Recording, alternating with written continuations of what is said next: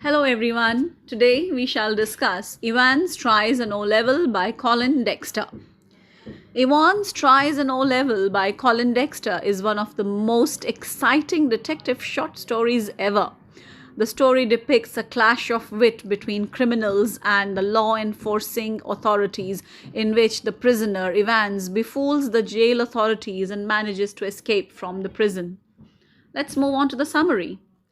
Colin Dexter's Evans Tries an O-Level narrates the clash of wits between a criminal and the law enforcing authorities in a humorous way. Evans the Break was not a burden, but a persistent, nagging presence for the prison authorities. He had escaped thrice previously, and because of the unrest in the maximum security prisons up north, he had been sent to Oxford Prison, where he was presently housed. Wanting to have a better future when he was free, James Roderick Evans wanted an academic qualification. He had been taking night classes in O-level German since September. In March, the governor of the prison called up the secretary of the examinations board, asking him if Evans could give the examination. The governor told the secretary that Evans was not violent but shrewd. He was a talented actor and was always the star of the Christmas program and was very good at imitations like Mike Yarwood. The exam could be held in Evans' cell, and one of the parsons from St. Mary Mag's would be asked to invigilate. On 7th June, the German teacher completed his last lesson and wished his student Guten Glück or good luck for his exam the next day. He also commented that he did not think Evans had a cat in hell's chance of getting through, but Evans was ready to surprise everyone. The next morning, Evans was visited by two officers, Jackson and Stephens, who came to make sure that he was clean. They thoroughly checked his cell and, as ordered by the governor, removed all sharp objects like the nail file and the scissors. Evans still had to shave, so Stephens was reminded to pick up the razor later. Knowing that Jackson looked stern and tough physically but had a soft heart, Evans asked him if he could wear his hat for the exam, as it was his lucky mascot and he needed it that day. Jackson agreed. At 8:45 a.m., Reverend Stuart McCleary left his apartment and walked towards Carfax. He was wearing a long black overcoat and a shallow crowned clerical hat, along with his thick glasses, which were getting splashed because of the drizzle. He carried a small brown suitcase which contained a sealed question paper, envelope, a yellow invigilation form, a special authentication card from the examinations board, a paper knife, a Bible, and a copy of the Church Times. Evans was shaving when Stephens brought in two small square tables, placed them opposite each other, and then two chairs, placing the one less battered behind the table near the cell door. Jackson warned the prisoner that he would be closely scrutinized and that Jackson would be personally watching him like a hawk. He was also told to take down the pin-ups from the wall. Evans responded that he was going to take them off anyway, as a minister would be invigilating. Jackson wanted to know where he had got that information, that Evans quickly answered that he had noticed that when he had signed the forms. Neither of the officers noted the two neatly folded off-white linen handkerchiefs lying on the bed. Evans had also noticed the microphone planted above the door. He was told that the governor was not taking any chances and wanted to hear everything going on in the cell. Soon after, the Reverend S. McCleary entered the prison and was met by Jackson at the D-wing. The outer and then the inner door were in turn unlocked and then relocked. Jackson handed him over to Stephens, who took him up the iron stairs to Evans' cell. At 9:10 a.m., the governor switched on the receiver. Although they had taken many precautions and had locked the many doors leading in and out, the governor was still nervous, as he could not take any chances with Evans. and he had this nagging doubt that he was just not able to shake off. They had checked and double checked Evans, but no one had verified what McCleary had brought in with him. The governor quickly telephoned and told Jackson to be certain that McCleary did not have anything that could be used as a weapon. Both Stephens and McCleary came out, and the latter was frisked. They found his hard spectacle case. In his suitcase was a Bible, some envelopes, and a copy of the Church Times. What was peculiar about the contents was a 12-inch semi-inflated rubber ring, which McCleary said he required to sit on if he had to do so for a long time, as he was suffering from hemorrhoids. At 9:18 a.m., the voices over the receiver began. McCleary giving information like the name of the paper 0211, the index number 313, and center number 271. At 9:20 a.m., Evans complained of Stephens checking every minute and breathing down his neck, making it hard for him to concentrate. Again, the governor called Jackson and told him to tell Stephens not to overdo things. At 9:25 a.m., there was absolute silence. At 9:40 a.m., the assistant secretary with special responsibility for modern languages from the examinations board called to say that some fool had forgotten to include the correction slip in the examination package, and thus he had to give the details.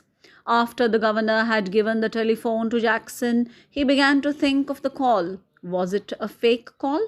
Was it a signal or a secret message?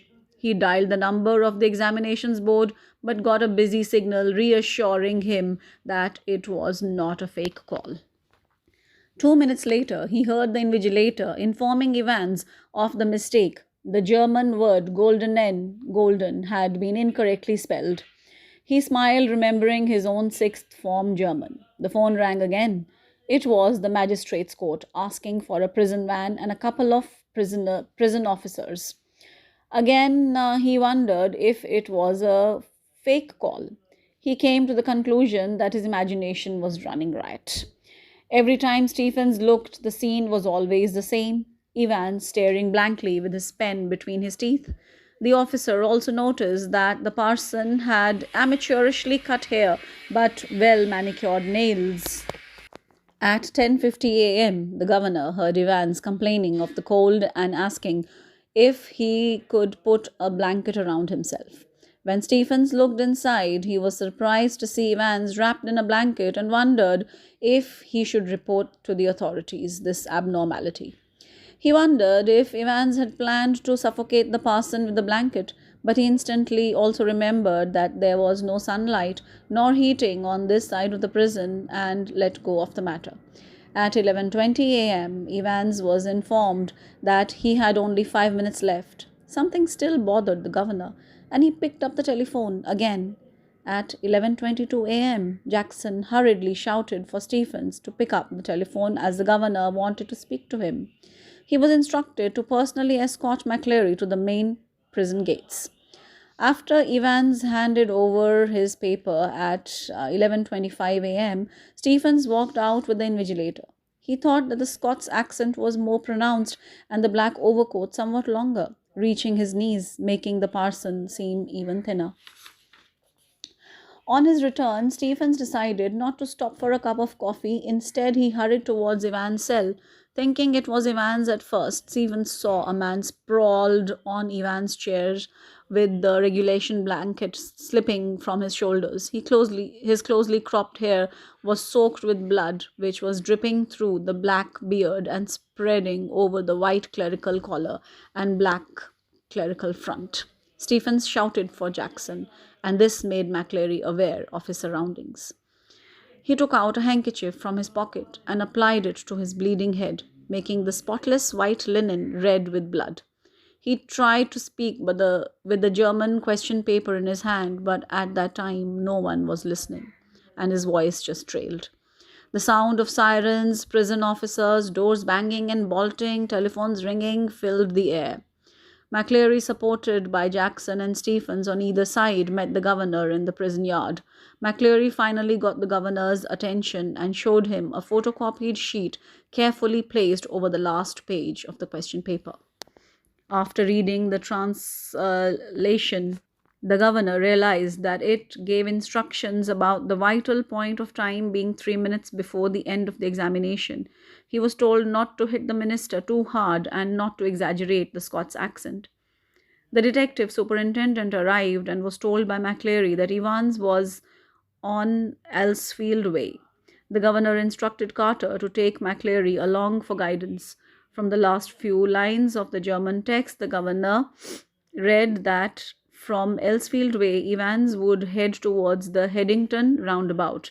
The governor realized that the parson was probably right, as the examinations board was situated on Elsfield Way, and someone from the board was definitely involved because of the clues on the question paper and the correction slip. With the departure of the parson, the governor turned his attention angrily towards Jackson and Stephens and asked them who had escorted Evans out. Stephens said he had done it as he was instructed by the governor over the phone.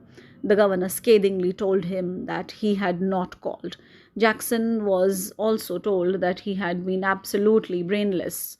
Jackson had checked Evans' cell for 2 hours the previous day and had found nothing, even though a false beard, a pair of spectacles, a dog collar, and the rest of the clerical paraphernalia and a weapon had been in the cell all this while.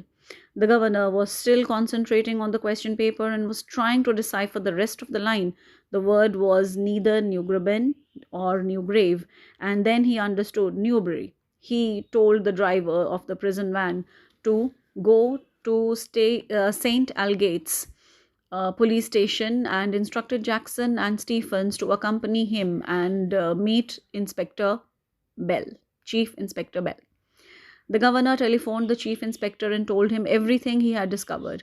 He had to admire Evans, as it was a very well executed plan, except for one mistake, leaving the question paper behind. Detective Superintendent Carter telephoned the governor, informing him that McCleary had seen Evans driving along Elsfield Way. They had chased him, but they had lost him at Headington roundabout.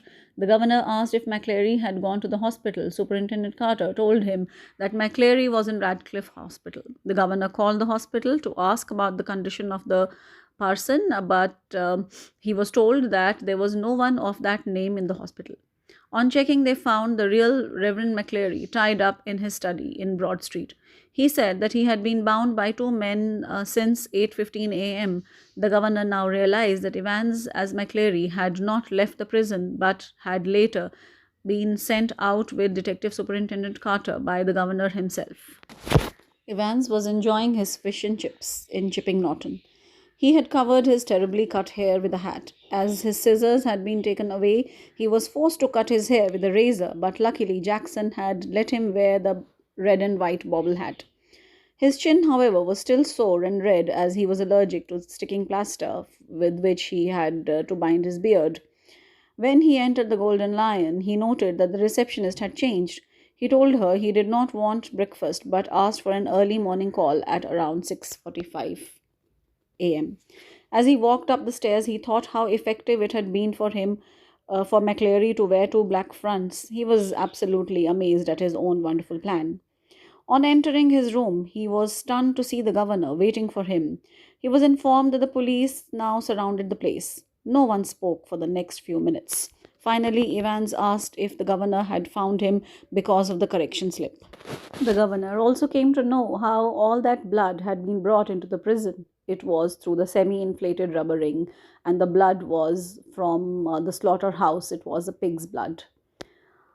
However, there was one thing still puzzling the governor, and that was, despite Evans not having any visitors, how had he managed to plan the escape?